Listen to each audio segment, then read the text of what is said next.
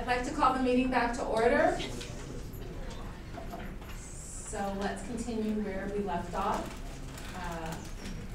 And that was item number 4, I believe.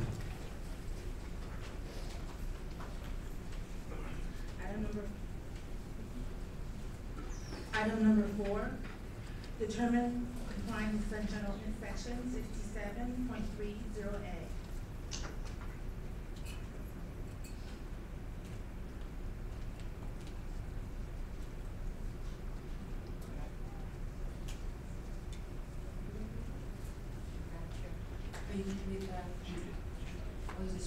Okay.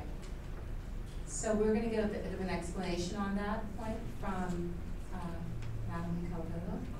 Thank you, Madam Chair, members of the audience. I hope you can hear me. Thank you.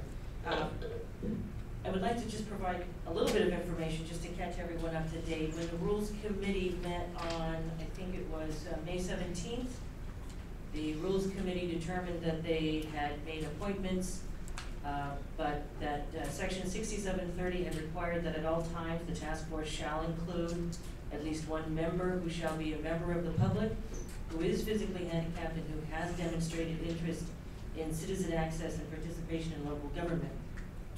And that they had determined that none of those seats that they had forwarded to the board for approval fulfilled this requirement. So what the chair had suggested is that the vacant positions that remained, there would be a letter sent to the 3 organizations, and the first is the Society of Professional Journalists, the New America Media, and the third is the League of Women Voters of San Francisco, to request that they submit additional nominees to the nominees they had already forwarded, and that they would consider fulfilling this 6730 section of the admin code to make sure that the nominees could have considered, when they're forwarding their nominees, that the individual was a member of the ADA community. To date, that is where we're at right now. We're waiting for those nominees to come forward from those organizations. And DCA 3, that was the information that I wanted to provide you so that you could then start the conversation with the members of the task force, knowing that that's where we currently stand.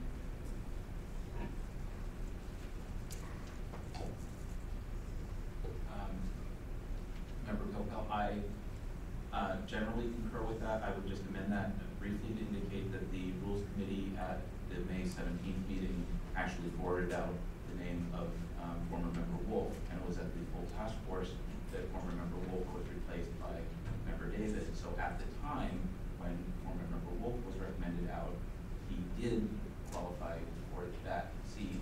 I believe that the board, in substituting, still found, whether it was fully articulated or not, that by continuing to have vacancy in seat 1 and holdovers in seats 2, 4, and 5, that the qualification under 67.30A will be met with one of those appointees.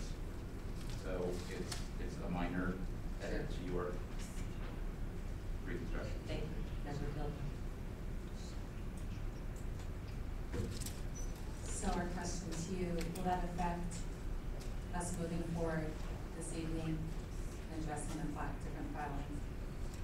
Through the chair to the members of the task force. This agenda item really presents 2 distinct issues that are related, and I'll just say what those issues are and then try to move through an analysis of them. The first one is whether the task force may meet and take action without at least one member who is physically handicapped without violating the ordinance. And the second is whether, assuming that there is a violation of the ordinance, that violation would deprive the task force of the authority to otherwise take official action. So on the first issue, it's important to look at the exact language in question. and there's several key phrases. It says, at all times, the task force shall include at least one member who is physically handicapped. At all times is a rather unusual and forceful requirement. It appears to indicate that the intent of this is to ensure that there is never a gap when someone who is physically handicapped is not a member of the task force. And that interpretation is bolstered by the language that it says at least one member shall be a member who is physically handicapped. So in light of that very strong language, it would appear that there is a requirement that at all times there be a member with physical handicap who is seated as a member of the task force. Now I want to just be clear that there could be another view. This is my view. There could be another view, and that view would be supported by questions such as, what would happen?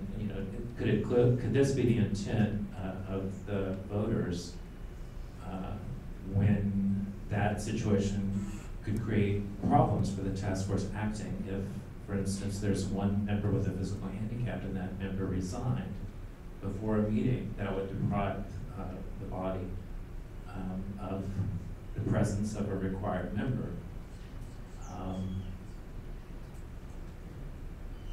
But I think that it can, and in addition, there's another provision in the ordinance that requires that when a member of the public petitions the task force for determination whether the record is public, that determination has to be issued within 45 days. So there's a time clock ticking at all times on these complaints.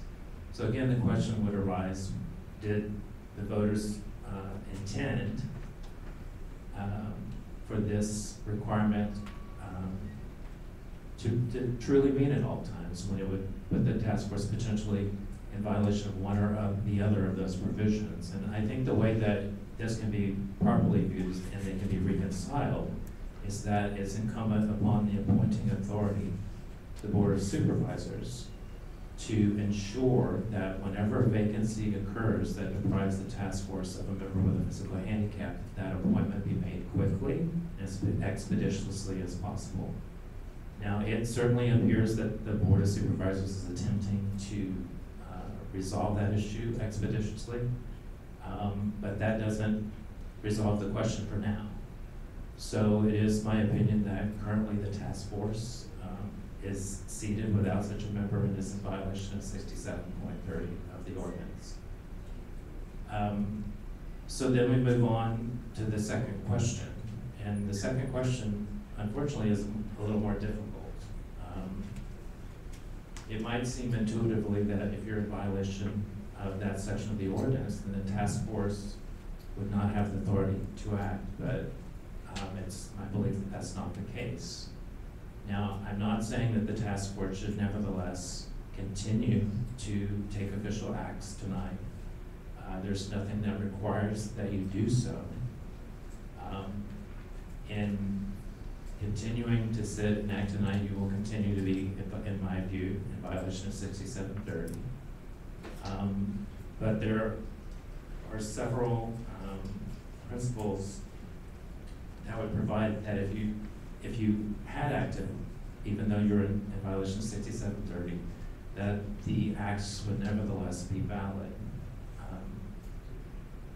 And one of those is one consideration is the fact that, as I said previously, 6721 requires that the task force make a determination within 45 days of being petitioned whether a document is a public record or not. That also is very strong support in the language of the task force. And there's generally, in the common law, a rule of necessity that says that a government must be able to act.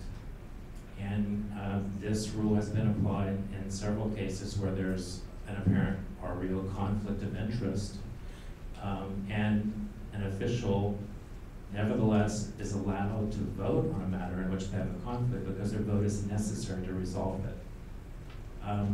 And similarly, And there's several cases where a member of a body who's an official member of a commission or a board of supervisors is found not to have been qualified for that office, and the board took action and needed the presence of that member to have a quorum to make that action official and valid.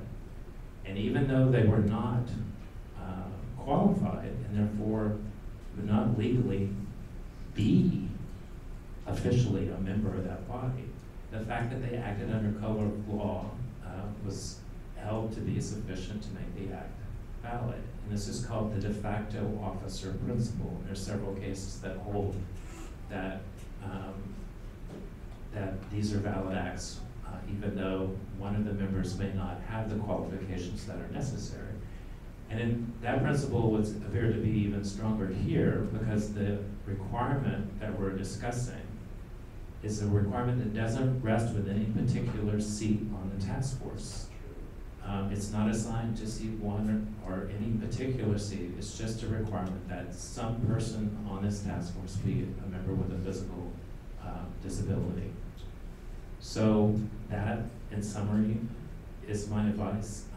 And there's another, I'm sorry, I neglected to mention one other thing. There's also a series of cases that were interpreting the Brown Act and violations of the Brown Act. And one of those cases also, it was a San Francisco case, and the question before the court was the violation of the Brown Act, did it make the acts taken at the time? I believe it was a commission that acted in violation of the Brown Act. Did it invalidate the action of those commissions? The court found that because the Brown Act at that time did not include an enforcement provision that said, if you violate this provision, the act isn't valid. The court found that because that was absent from the statute, the Brown Act at that time was a directory statute and not a mandatory statute, and therefore, even though there was a violation of that statute, the act that was taken in violation was still valid. And the Sunshine Ordinance similarly has no enforcement provision that says if you act in violation of this ordinance, then that act is invalid. So this is true for all the provisions of the ordinance. That case is called Stryber.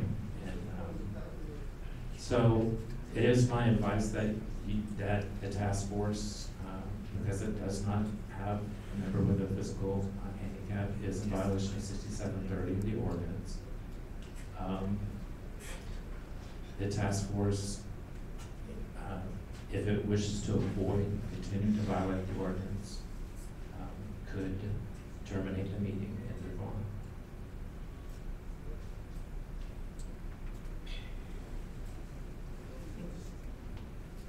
Member Propel? Was there any good news there? I guess there was at the end of the conclusion. I appreciate the discussion, and I expect we will have some discussion about this. All of these principles, statutory construction, rule of necessity, de facto officer, directory laws, and where the presumptions fall, and kind of weighing all of this. We've been through a number of these issues before. They are complicated, and I'm not a lawyer, although others would. Never mind. I think I disagree at the beginning with the view that the task force must at all times, and if the body doesn't, that we are in violation. I think I lean toward the view that it's up to the appointing officer to appoint, and so long as there is at least one vacancy or a holdover appointment, that one of those positions is being held for purpose of meeting this requirement in addition to meeting the basic requirement for that seat, and so long as that is being diligently pursued by the board, that the task force may continue to meet and exercise its other powers. And so I am essentially persuaded that we are not in violation of the ordinance as a body and can act at this time, understanding that the board is engaged in filling the other 4 seats. But I'm open to discussion, and I'm sure there will be, public comment. Member Nee? Yeah, a lot of things. This is very complex. One of the, obviously, it is of concern that we have a member of the disabled community. I mean, the disabled have many of their own issues, like when a person who is hard of hearing, or a person who is sight disabled, or has vision problems, wants public information, and they can't get it, and they come before the task force. We need to have somebody who understands their problems and look from their viewpoint to help render a fair judgment on whether whether their rights under sunshine have been violated. At the same time, tonight we are without somebody from the disabled community, and we have 10 complaints before us. And there's the old adage of justice delayed being justice denied, and that too is of great concern. I would also address through the chair this question, and through Ms. Calvillo, I would address this question to the Board of Supervisors. There is no guarantee that the 3 organizations, Society of Professional Journalists, League of Women Voters, and New America Media, will be able to find somebody who meets their specific qualifications that they have established for service on the task force, who is also disabled. And the board has to ask itself then, if no person is nominated who fits into the disabled category, what is the board going to do then? The board then has to take it back under consideration. As far as tonight goes, the city attorney, I believe, has Deputy City Attorney Freed has told us that we could move forward with tonight's agenda and do so legally, and particularly given the number of cases we have before us, if there are those strenuous objections, I'd like to see that happen. Are there any more comments from member of the task force? Yeah, I mean, I think that this is just, a balancing, I think this is a balancing issue, right? I mean, I think, with all due respect to Member Pilpel, I think that, it's fairly clear from the city deputy secretary's point of view that we are in violation of not having a person who's physically challenged at all times, and that has to be balanced against the public's interest to have, their issues brought before us and, and be heard in a timely manner. And, I think it puts us, kind of in a difficult situation.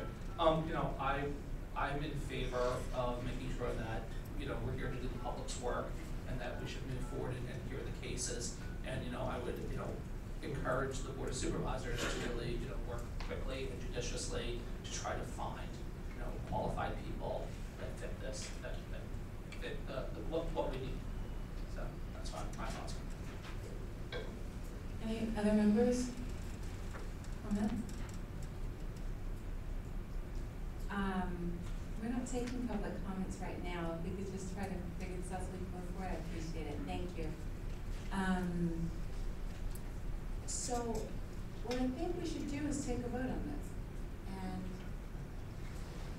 take a motion to vote on Amendment 4. Correct?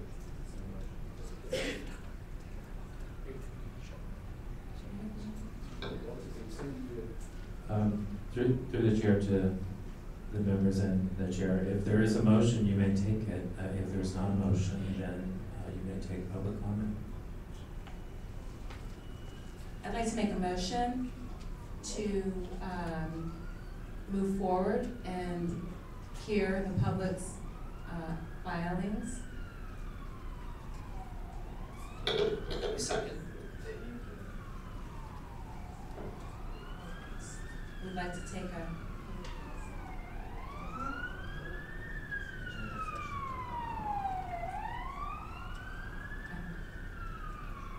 If there's no discussion at this time, you can take public comment on the vote. I'd take public comment with 1 minute. 1 minute, Yes, please. Chair, is insulting to people with disabilities. There is no balancing test, Mr. David, for people who have disabilities under the ADA. There is no balancing test provision in the Sunshine Ordinance. One of you needs to make a motion to support the Sunshine Ordinance as it's currently is written. You cannot act without a member who meets this requirement. Supervisor Wiener, I'm sorry, Mr. Wiener, made a huge tactical error when he chose to remove Mr. Wolf, because none of the applications showed that there was any applicants who had a disability. And I believe Ms. Cavillo was absolutely wet and in the water to suggest that aggressively sending letters to the 3 appointing agencies somehow rises to meeting this. This is preposterous. There is no requirement that they have to submit any further names. They've already done their job. They sent names to the supervisors, and Mr. Wiener chose to ignore it. You should ethically decide you cannot violate the Sunshine Ordinance in the absence of having a disabled member on this body. Somebody who is disabled by hearing, I am insulted by this action. Thank you. Public comments. Ms. Osbury, may I have this screen, please?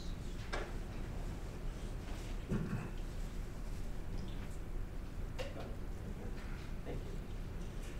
Okay. Zoom out. Okay, so I've got a little glare on there, but I kind of reformatted 6730 so it reads a little clearer as to who the members are. Okay, I didn't change the context. I just put it in bullet format to separate each member. I want you to take a notice. This is, I don't know why it keeps going in and out of focus, but if you look at the last sentence of that first paragraph, it says all members must have experience and demonstrated interest in the issues, and so on. And then you have the 2 members from the Society of Professional Journalists, you have 1 member from Press Electronic Media, you have 1 member from League of Women Voters. Then you have 4 members shall be members of the public. And then you have 2 members shall be members of the public. Those specifically are for consumer advocacy. And then you have 1 member shall be a journalist from the New American Media, which is now what it's called. And then you go into, at all times, the task force shall include at least 1 member who shall be a member of the public. Member of the public. And it is specified in that, and I would appreciate a little extra time because this is, DCA 3 is being very specific about language, and he has been all meeting, and I appreciate that, because we're trying to follow the letter of the law. So let's follow the letter of the law. A member of the public is not a member of the Society of Professional Journalists. They are not a member of any of those other organizations, which is why the ordinance specifies them, those 6 seats, to be members of the public. So when it says at all times, task force shall include at least 1 member who shall be a member of the public, it applies to those 6 seats, any one of those 6 seats, okay? This is not for my benefit. This is for your benefit and for my interest to make sure that this body is the exquisite example of sunshine for the entire city family and in sending that message out to the entire city and the voters, okay? Thank you so much. Okay. Members of the task force, Ray Hartz, Director, San Francisco Open Government, and bottom line is Mr. Wiener and Mr. Farrell were in such a hurry to get rid of members that instead of just saying, let's hold Mr. Mr. Wolf over until such time as we have a qualified candidate, they decided, no, we want to get rid of him, and they substituted Mr. David, which, nothing against you, but the bottom line was they were more interested in taking that retribution than they were following the law.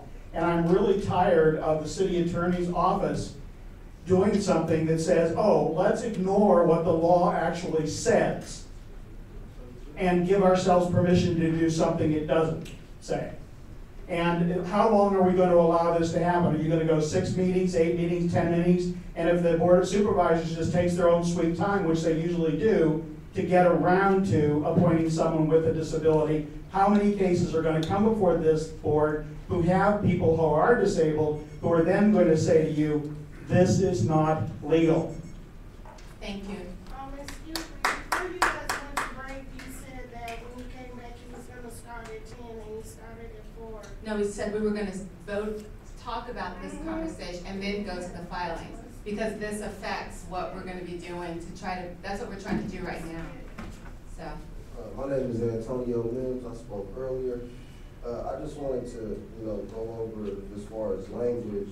I don't think you're in violation of anything. It says at all times, one of these members, a disabled member must be included in the task force. If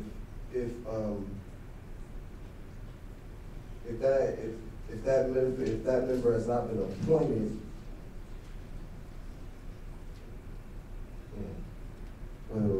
y'all don't have a disabled person appointed?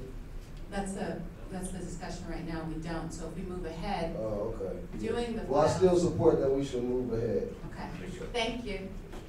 That's what we're kind of trying to decide right now. If we do decide that we are in violation and we don't move ahead, these cases will not be heard tonight. So we're trying to solve that issue right now, legally. Dr. Derek Kerr, it was pretty appalling to see the rush to get rid of Bruce Wolf.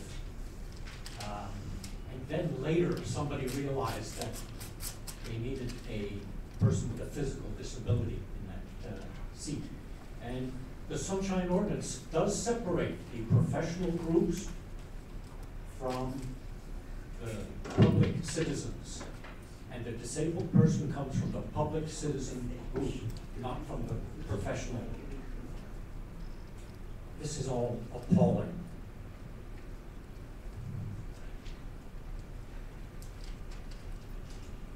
Doctora Maria Rivero, I worked for the city for 22 years before I was pressured out of my job when I became a whistleblower using the Sunshine Ordinance and public records to return $350,000 to the patients of Laguna Honda. And I agree, this is completely appalling. I am also a partially disabled person, and this is wrong. You had a qualified candidate, and he was pulled out of it by the Board of Supervisors, put Bruce Wolf back on his task force. Thank you very much.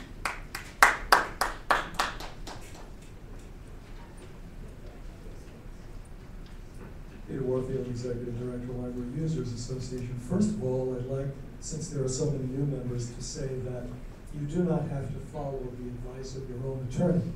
And in fact, the task force has a long history of not following the attorney's advice or even going exactly contrary to the attorney's advice.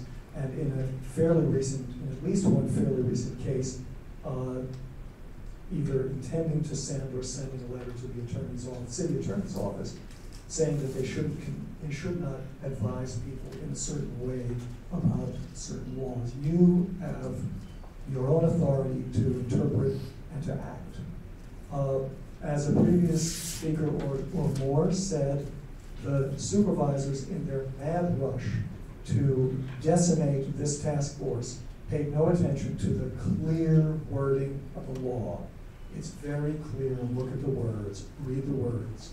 And now, it seems to me you should not allow them to just simply now do double talk legally with the city attorney to make the words mean something entirely different than what the clear language says. Thank you.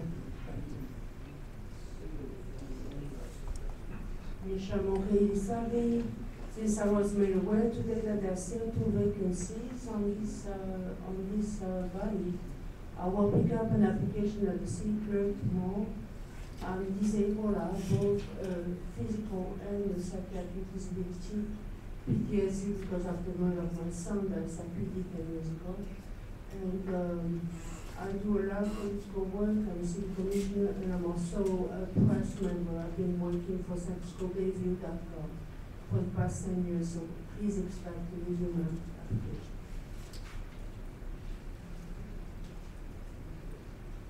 Thank you. So are there, after all of this, I'd like to ask the members of the task force if there's any comment. Member Need?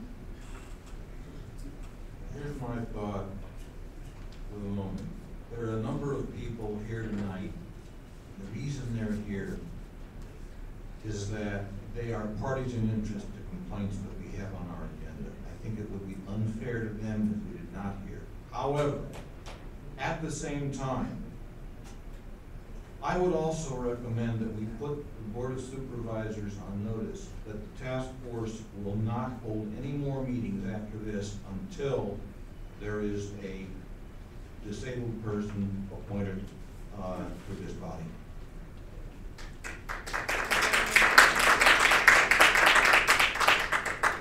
Member Patel?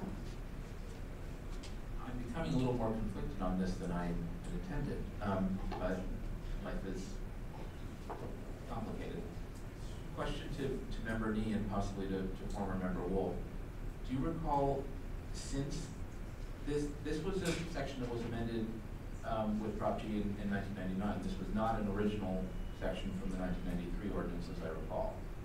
Since 99, from the appointments in, I guess, 2000, 02, 4, 6, 8, and 10, other than Member Wolf, who served for 4 years or 6 years? No, since 2005. Since 2005. The 5 years prior to that, and you were sitting in a consumer advocate, you were in seat 6 or 7? 8. Like I said, 8.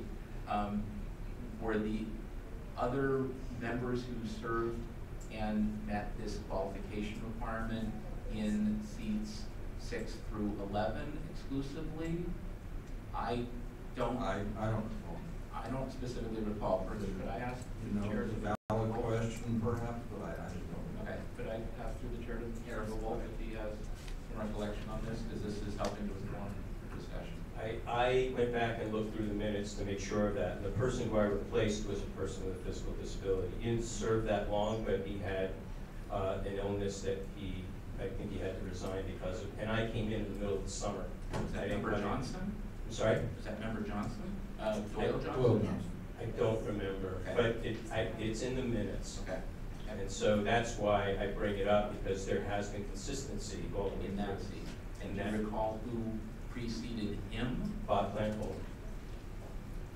Yeah, but there was a break. I don't know. I didn't go back that far. I thought there was just one person that served after Bob Plankold and then me.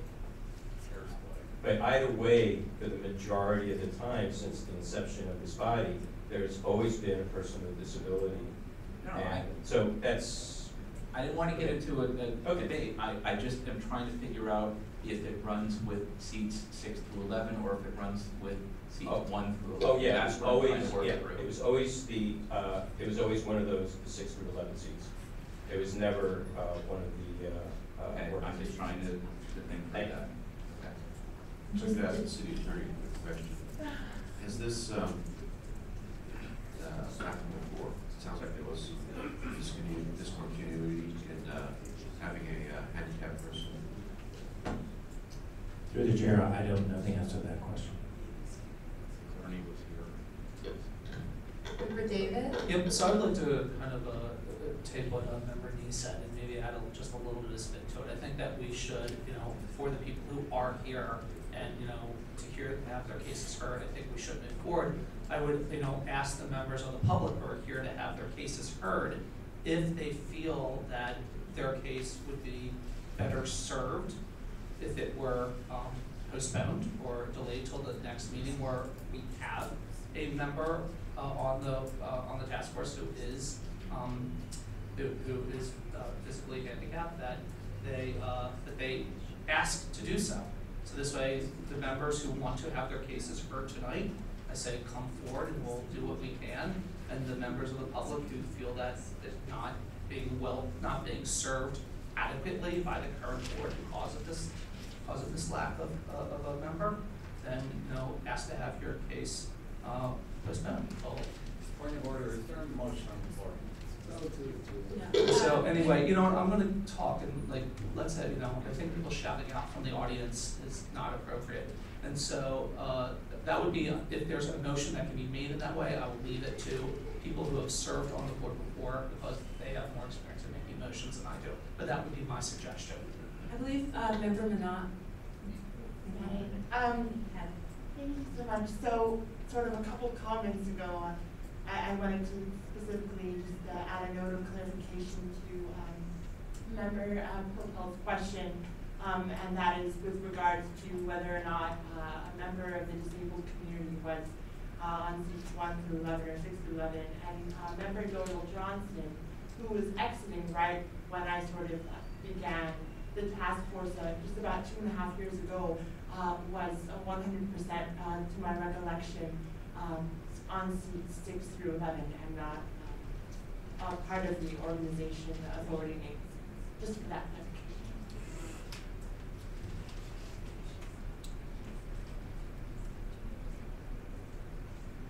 Yes, Member Pilpel. So to Deputy City Attorney 3, in thinking through this a little bit and looking more carefully at the language, is it your current view, if you can express an opinion, whether the requirement runs with seats 6 through 11 or 1 through 11? I mean, essentially, is a member appointed from the organizations, are they also a member of the public with demonstrated interest and or experience in the topic, or are they not? That's sort of where I am. Through the chair, I'll have to tell you that this is not a matter that I've considered prior to now. And I would be reluctant to issue an off-the-cuff opinion about it without considering it very fully. I think the members of the task force could, at this point, probably consider that issue as well as I could.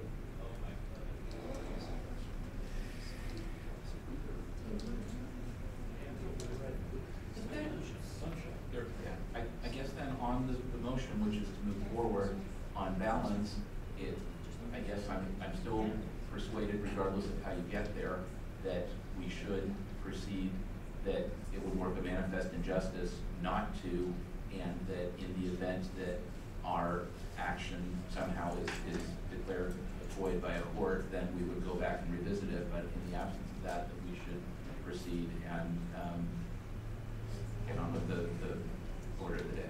Is there a motion on the floor? There is.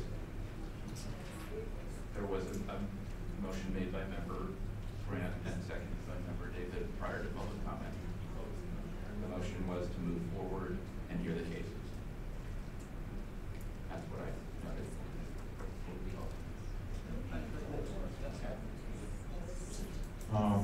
Madam Chair, I'd like to amend the motion. This is a substitute motion, so be it.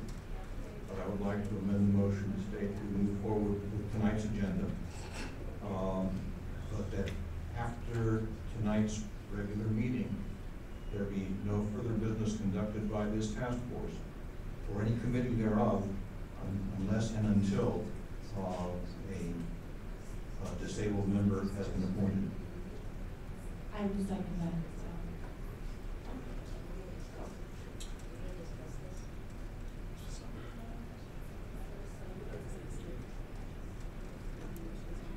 There's been a motion to amend and seconded that is now on the floor and it's up for discussion.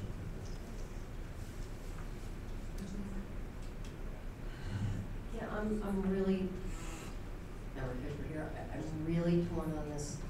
I completely 100% strongly agree that we should by all means follow the letter and have a physically disabled person on this task force. I completely agree with that, and I hope that we can achieve that I agreed with 99% of what Member Nee said. The only thing I'm held up on is I don't want to put ourselves in a position where if it doesn't occur by next month, which I sincerely hope it does, I don't want to put ourselves in a position where we cannot move forward. I'm looking at this room full of people that have something to say, and I came here to hear what you have to say. So I just don't want to put ourselves in a legal bind, if you will, where we can't move forward next week. And I think that's my concern as well, that if we do make decisions on all of these files, what if we do this and then it's legally found not to be valid? So then we are going to find ourselves coming back and you guys are going to have to come back. I want you guys to be heard and have a definite answer. So that's kind of where my thought process is. So I wanted to throw it out for the other members of the task force. Excuse me, could we have it quiet in the public section, please? Could we have it quiet in the public section, please?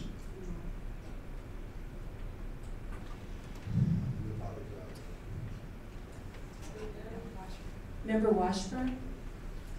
I'm just reflecting on how this is a very difficult issue, and it's one of many that this task force has faced over the years, how to be as fair as possible within the letter of the law. And fair meaning the most justice possible for members of the public. That is our charge. So on one level, I fully support what Member Nee is saying, his motion. On the other hand, I'm a realist, and a month, giving the Board of Supervisors a month, given how all the complexities of this, I don't see anything happening. So I worry about other cases in the pipeline not being heard, compliance and amendments not meeting. I mean, there are all kinds of issues there. So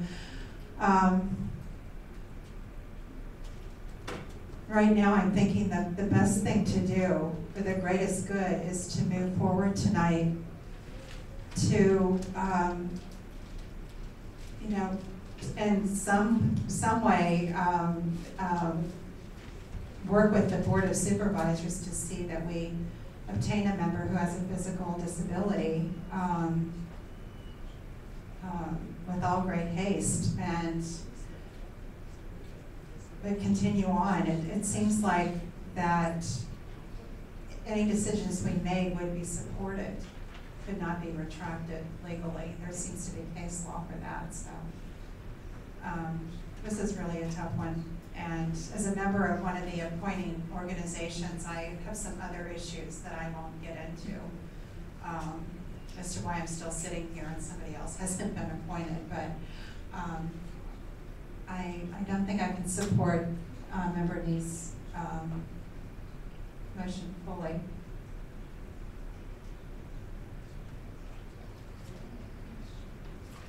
If there are no more comments, I'd like to take a vote on public comment, sorry. 1 minute, please.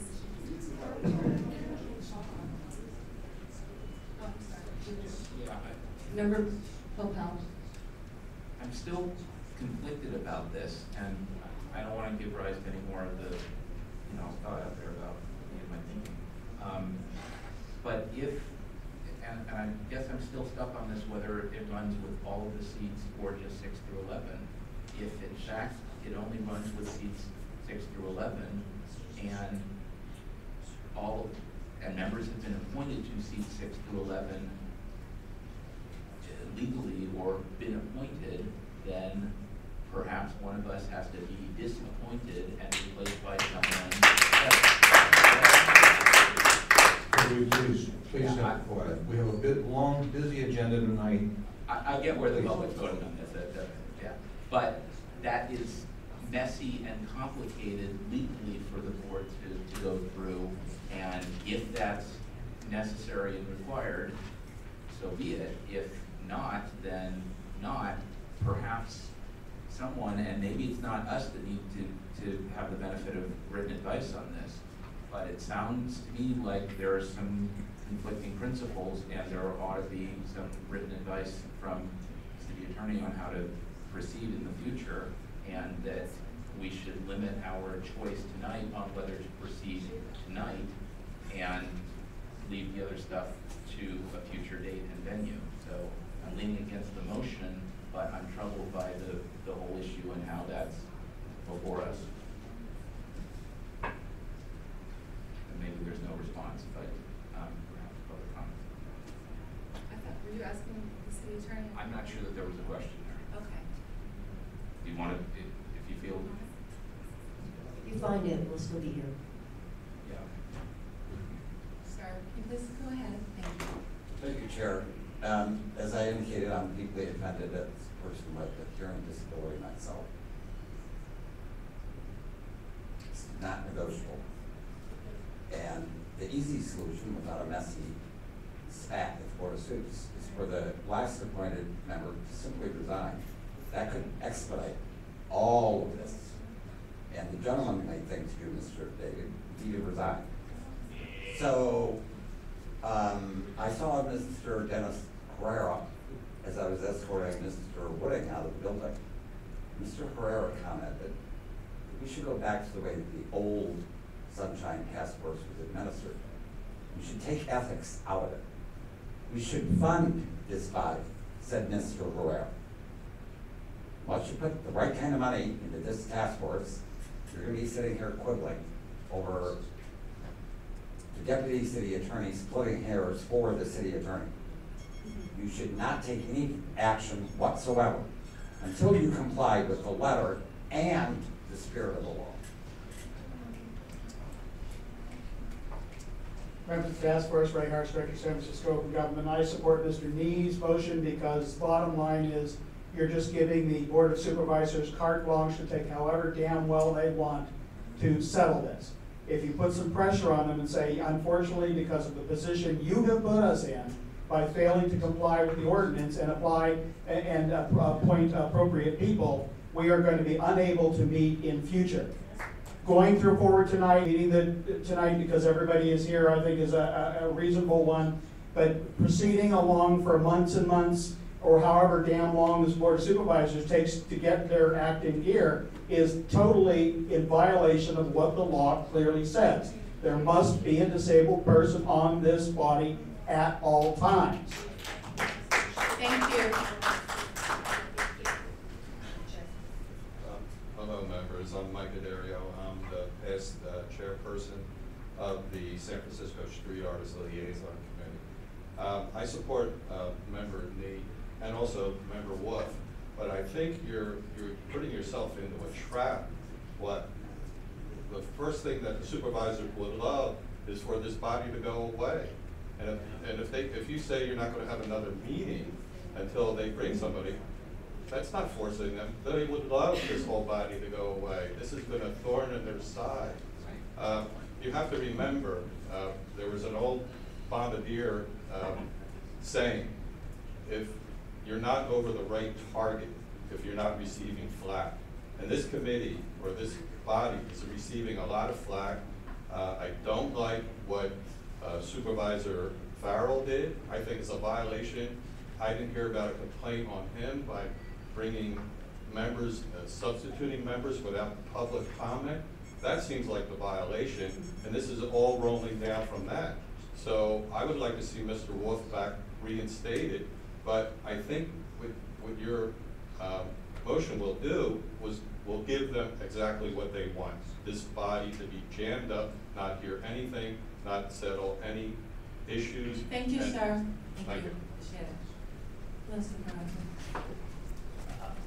Hey, good evening, everyone. One of the things that became clear to me is that it really would be helpful for the public to have these meetings televised so that people know what happens in this room.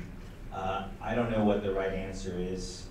One thing that I would say as a supervisor is that I certainly was not aware of the requirement around the ADA disability before the vote was taken, and I think that other supervisors were in the same position. I don't know what the right answer is. I actually understand and respect where the city attorney is coming from, and I think the city attorney legal advice is correct. I think it's not just a legal question, though. There's an ethical question here. Because it's not about whether or not you're complying with the law. That's part of it. but also what kind of message does it send to move forward when you are in violation of the ordinance that you're enforcing? And I understand and appreciate with what Mr. Nee is saying, but at the same time, you know, you are in the business of enforcing the sunshine ordinance, and you know, what does it say when you're proceeding to act when you yourselves are in violation? Thank you.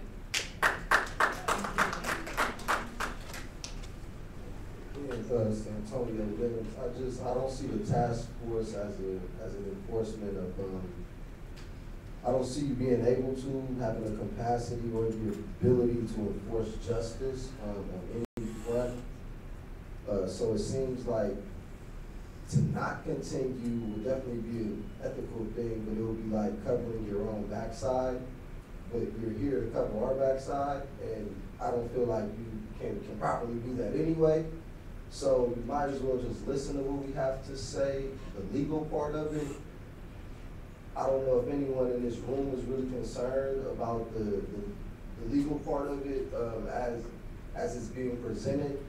Like, I think it's an ethical thing and a bureaucratic thing, and I think it's something for the future, but for right now, we have present matters. The letter was written, I guess, 12 years ago. Hopefully it'll be stable 12 years from now, but for right now, we have matters that we need to have, dealt with. I know the task force wants its sleep for the night, but we need our sleep too for the night. We've been losing a lot of sleep. This will be your first night of sleep loss. Thank you. Madam Chair. Yes. President.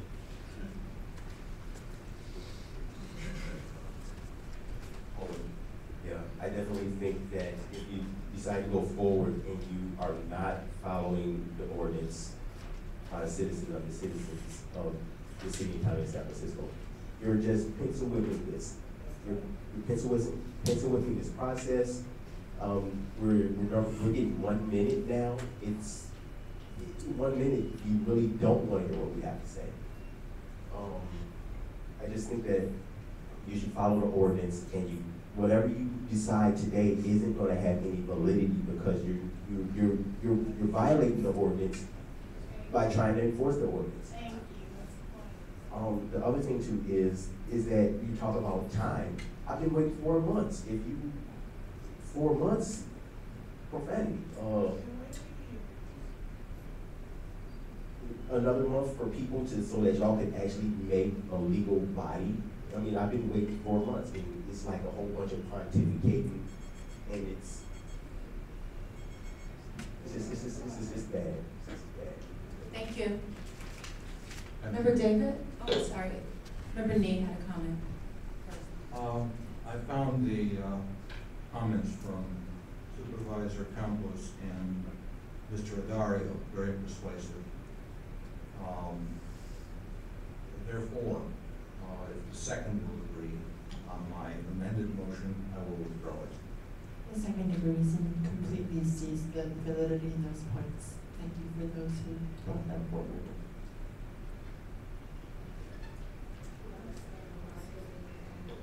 Member David? Yeah, I tend to agree with what Mr. Nee just said, that I do think that, I mean, it kills me to think that there are people here who are waiting to be heard, who, by us doing the legal thing would mean that they're not going to be heard. And that's really, it kind of goes against why we all are taking time up here away from our family, try to help people get, access to information, to the Sunshine Ordinance. But that being said, I also think that, as Supervisor Campos said, if we're not following the ordinance, like, who else does?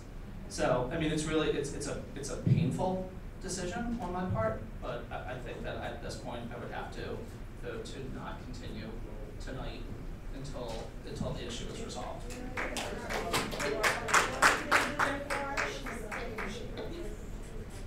Is there a motion on the floor? Well, I think your motion is to continue tonight or not, right? Isn't that your motion?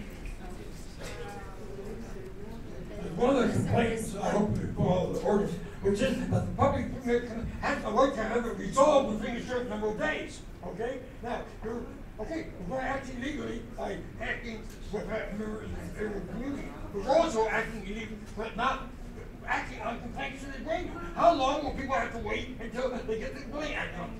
I was tell you not a year ago, but I said from 4 o'clock till 11 o'clock at night, 7 hours, and it didn't get road. Now, I had a stroke 4 years ago. It's hard for me to sit in one place for a long time. Okay? Old people have I worked yesterday for 16 hours as a poll marshal, right? I woke up this morning, I could barely get up and go. I get to the meeting, okay? Get to the meeting to have my thing acted on, okay? Some of these other people want to came to me as they act on. If you were going to act on, don't have the meeting. You should have decided got that finished before we came here. Understand that? Before we came here, you should have decided whether you were going to act tonight or not. Before we came here, you should have decided whether you were going to act tonight. Thank you, sir. There's a motion on the floor. Can we take a vote? Restate it. Would you please read the motion or have it restated? Public comments. Sorry, we're over public comment for now. We're trying to vote to move to see if we can, what we're going to decide, the quorum's going to decide. So, thank you. Can you please restate the motion? Motion is to move forward with tonight's agenda.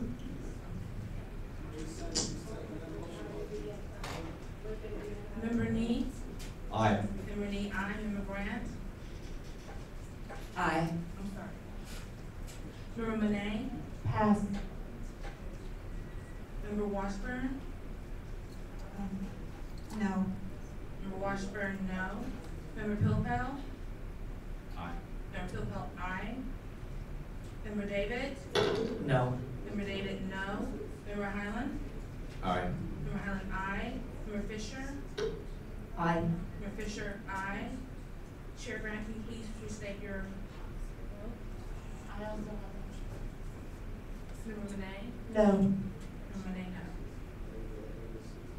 no. Chair Grant? No.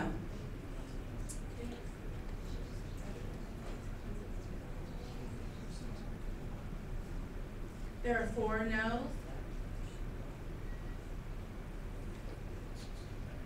There are 4 no's and 5 ayes. There are only 8 of us. I'm sorry. It's the math. There are 4 no's, and I'm sorry, 1, 2, 3, 4 ayes. The motion fails.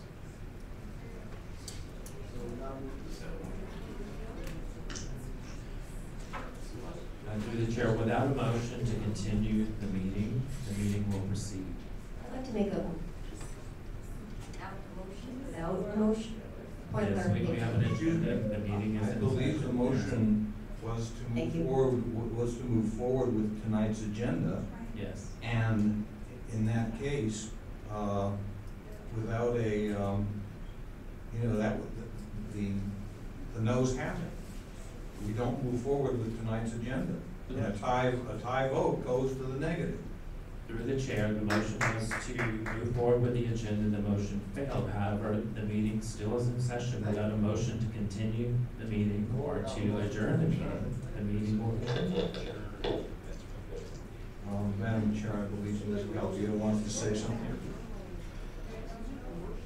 Through the chair, please, I sincerely urge all members of the public to please be respectful, as we're all here to help each other, and so please be respectful. Please be respectful, members of the public. Calvilla? You are breeding family members here. And we sincerely understand. Excuse me, may I have order, please? We're respecting you guys, we give you guys time, we want to hear your story. Public comments required under the law. Yes, at the appropriate time, at the appropriate time. If you could respect me too, that would be great, I appreciate it. Now, Member Calvilla, if you could go forward. Thank you, Madam Chair. One option you could consider this evening is hearing the cases tonight and having public comment and then postponing your decision on the matter until the appropriate time. So it's a hybrid way forward.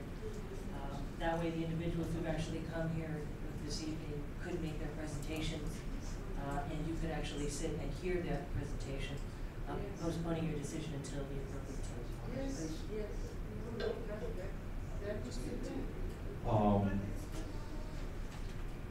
It's an idea worth considering, certainly. However,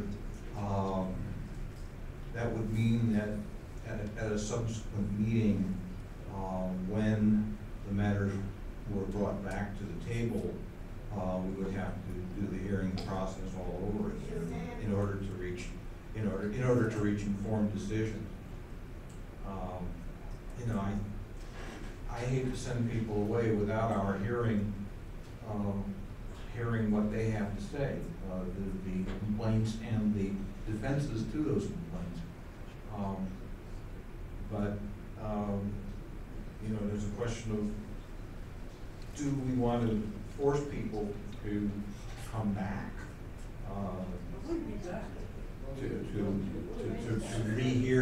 to rehear the entire case? I'm not sure I have an answer on that. And I appreciate Ms. Calvio's suggestion. It's, again, well worth considering. Member Washburn?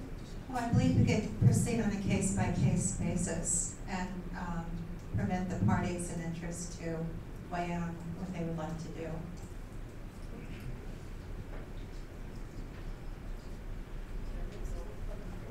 There's no public comment right now, so we're trying to figure this out. Thank you for running on figure. Is the discussion right now surrounding It's not a the public adjournment of comment. the meeting? No. Thank you, that's all I need to know. Thank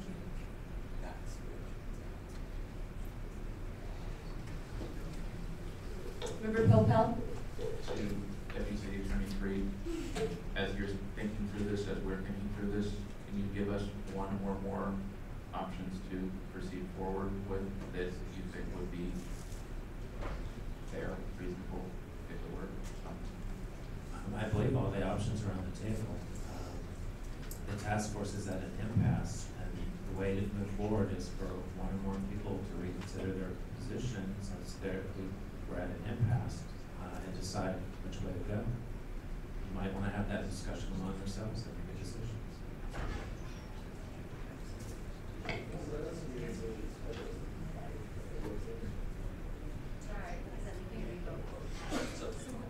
So I just want to make a point of order, I guess. So the city attorney has made it, in my opinion, clear that the motion that was out there failed, and then when the motion fails, that we're still agendaized, that we move forward with the meeting. So I would suggest that we ask the filer of 10, would they like us to hear his complaint, or would he like it postponed? And then we could ask the next filer of 11, would they like us to hear his complaint or have it postponed? And so this way, we're having a very full discussion. I think the members of the public understand the issue that we're grappling with, and they also can weigh in on their opinion on how they would like to move forward with their case. And so that would be my suggestion, instead of us, or let's have a motion to adjourn and vote on that. But it seems to be one or the other. We're either adjourning or we're hearing cases. So let's do one way or the other. Member Highland has a comment. I mean, even if we hear the members of the public's cases now, as long as they're willing to come back again, I'm happy to hear it now, I'm happy to hear it again. No, hold on, excuse me, because this comes, as I pointed out earlier during public comment, this comes as a hardship to poor and working people if you do not allow them to be heard. Excuse me, I'm trying to respect you, please respect our conversation, we're trying to figure this out to get the best, make sure everyone gets what they need out of this. Call for adjournment. Madam Chair, if we want to move forward with tonight's meeting, my own reading of parliamentary law is that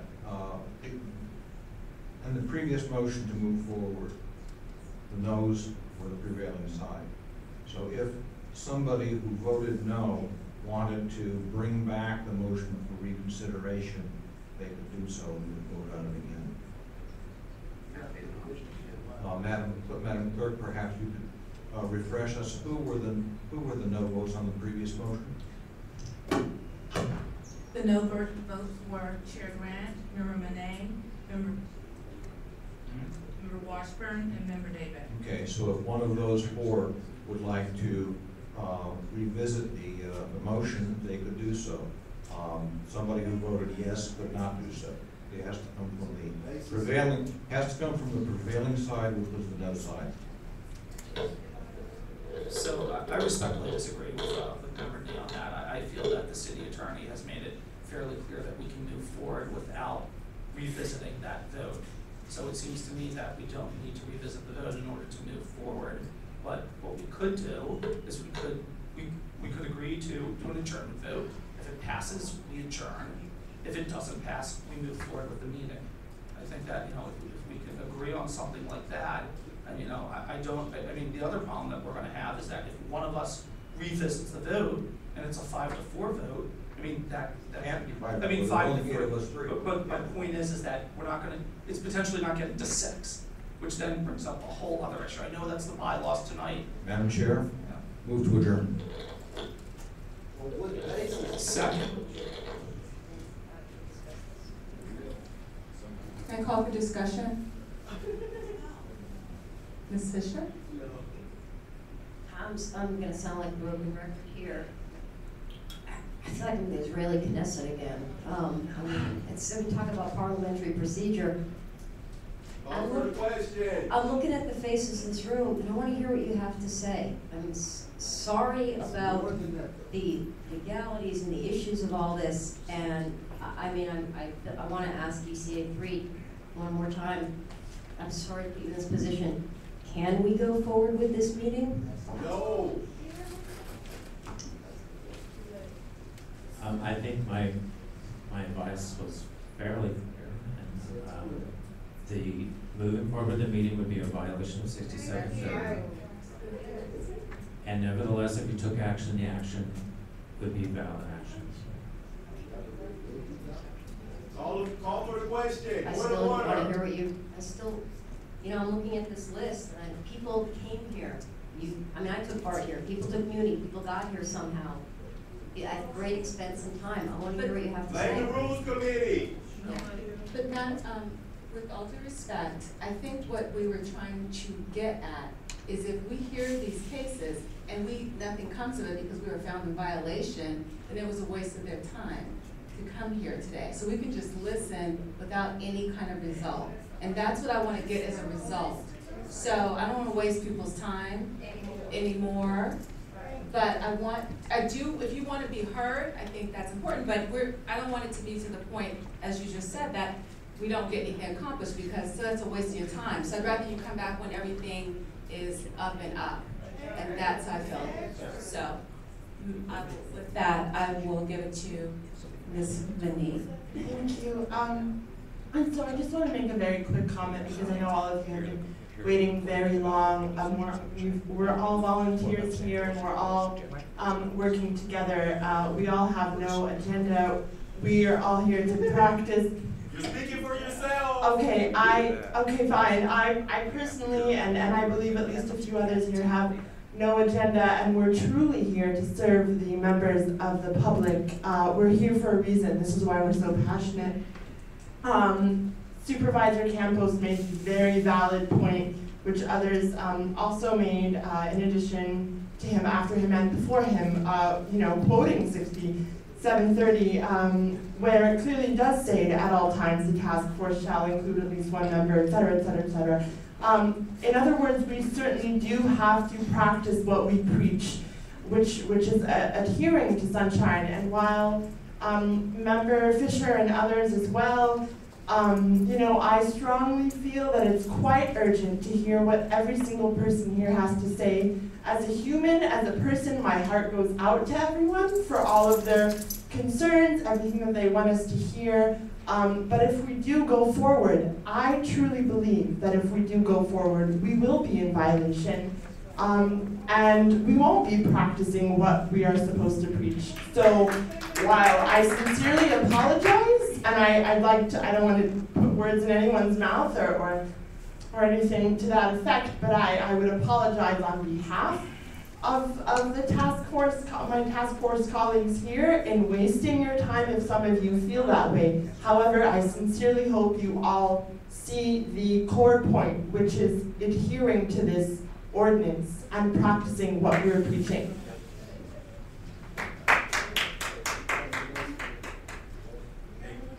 I have a question for you from a member of the public.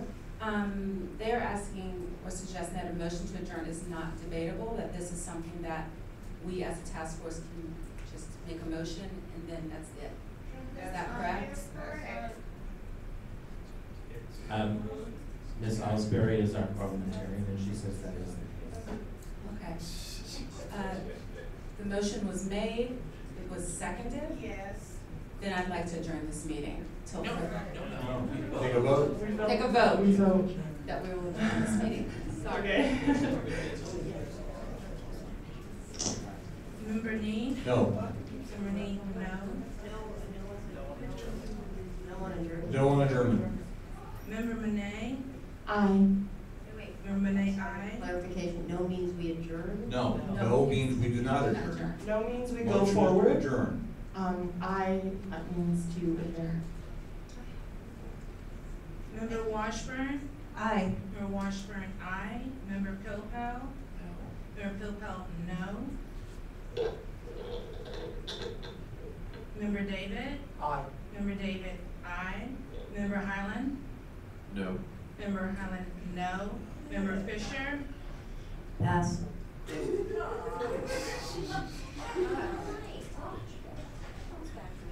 Member Fisher? Doesn't pass come back to me? It's not an abstention.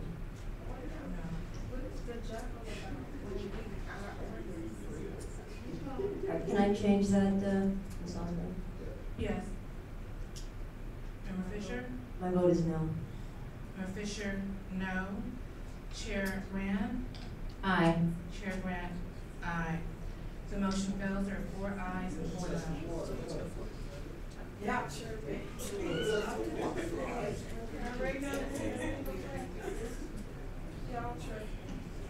So that, I'm sorry, so that means we'll continue with the agenda and go with file number 10 as earlier decided? What? Unless there's another procedural motion where someone wants to reconsider it and change their vote, we should move along with it.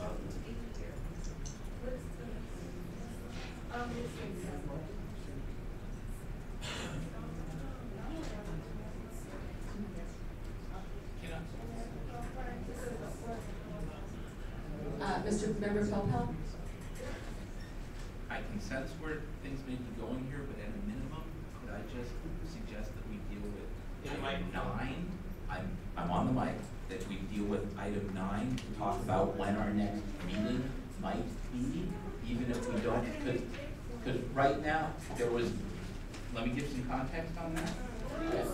Our next meeting is July 11th, Well, but that was by order of the previous task force. I just want to be clear that we're all good to meet that night, assuming that we legally can meet. I think that's sort of important. The other stuff, whatever we do, we do.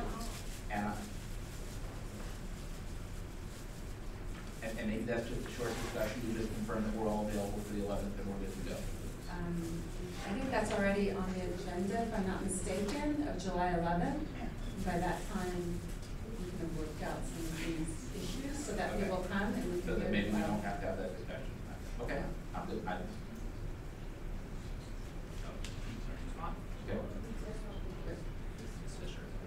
Ms. Fisher, are you going to reconsider your vote? Yes, I'd like to reconsider my vote. So let's take our vote again. For adjournment. Yes, for adjournment. I'd like to call. Yeah. You like I'd like to do a roll call vote. Member Nee? No. Member Nee, no. Member Monet? Aye. Member Monet, aye. Member Washburn? Aye. Member Washburn, aye. Member Pilpel? No? Member Pilpel, no. Member David? Aye. Member David, aye. Member Highland? No. Member Highland, no. Member Fisher? Aye. Member Fisher, aye. Chair Grant? Aye. Chair Grant, aye. There are five ayes, 3 The meeting is adjourned. Thank you so much for your time and patience.